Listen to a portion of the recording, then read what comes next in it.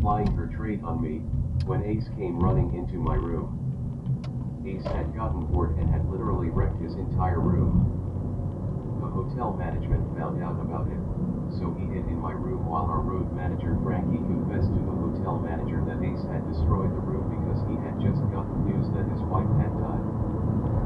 Frankie was totally apologetic and offered to pay for the damages, and they bought the story. The worst part was that we had to flush all our drugs down the toilet. Then we were out of drugs. So Ace was in my room and he dove under the covers with Connie. What he did down there, I don't know and I don't care, but eventually he came up for air. "You are one sick motherfucker," I said, and Ace just shrugged. He wasn't really a bisexual looking for some hot thrills, he obviously preferred chicks over guys, but to him it wasn't a big deal. If a guy got in there, he didn't back away from it. We had so many orgies together. One time we were in a room with 10 naked women. I didn't know who was doing what to who.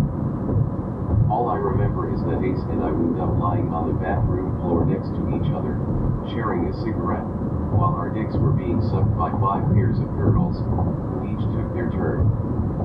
Despite all this action, Ace also liked to jerk off. He loved binoculars and telescopes. He said on a good night, he was able to see his home planet, Jandel, using a telescope. But binoculars were great to use if you lived in the city. You could catch something really hot looking through other people's windows, and you could jerk off to that. What made it particularly exciting was that they didn't know you were watching them. "You fucking get the greatest orgasm," he swore to me. Ace always brought his binoculars with him on the road. He would go up to the roofs of the hotels where we stayed and peer around and try to find things to jerk off to.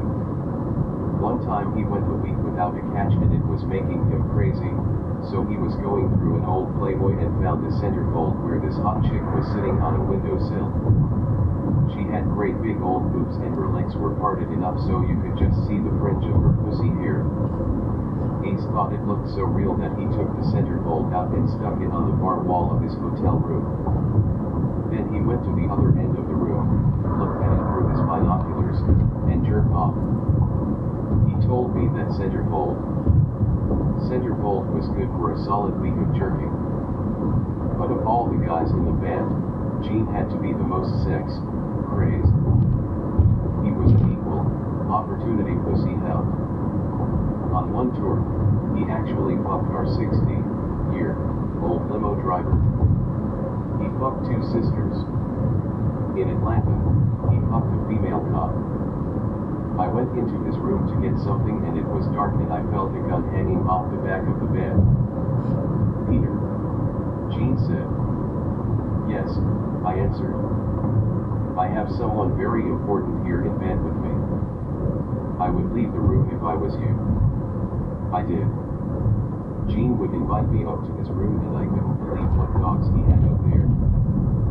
But he'd walk around like he was Valentino, with a white robe and a white face towel around his neck as if it were an ascot.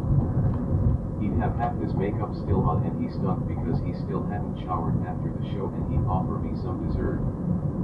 He'd order up 4 trays of every dessert the hotel had. "Let Peter see your pussy." "I don't want to see her pussy,"